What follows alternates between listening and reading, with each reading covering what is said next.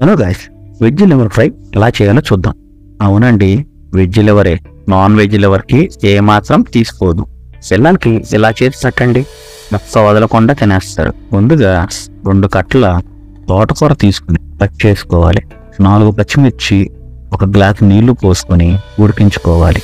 ఉడికించిన ఈ తోటకూరని మిక్సీ జార్లో వేసుకుని 1 టేబుల్ స్పూన్ సాల్ట్ యాడ్ చేసుకొని మిక్సీ పట్టుకోవాలి.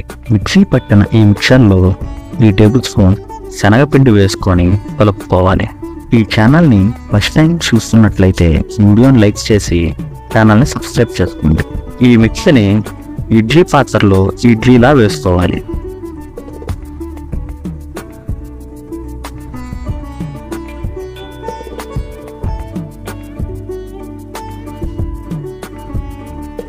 మూత పెట్టుకొని ఉడికించుకోవాలి.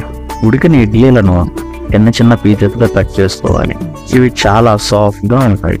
ఇప్పుడు స్టవ్ మీద కడాయి పెట్టుకొని డీప్ ఫ్రై కోసం ఆయిల్ని పోసుకొని వేడెక్కినాక కట్ చేసి పెట్టుకున్న పీసెస్ని ఆయిల్లో వేసుకోవాలి. బాగా ఫ్రై అయ్యాక తీసి పక్కన పెట్టుకోవాలి. ఇవి చూడటానికి ఫ్లేవర్ లాగా ఉంటుంది. ఇప్పుడు అవే కడాయిలో ఆయిల్ తగ్గించి 1 పెద్ద ఉల్లిపాయ వేసి వేగించాలి. 1 టీ స్పూన్ పసుపు, 1 టీ స్పూన్ సాల్ట్ వేసి వేగించాలి.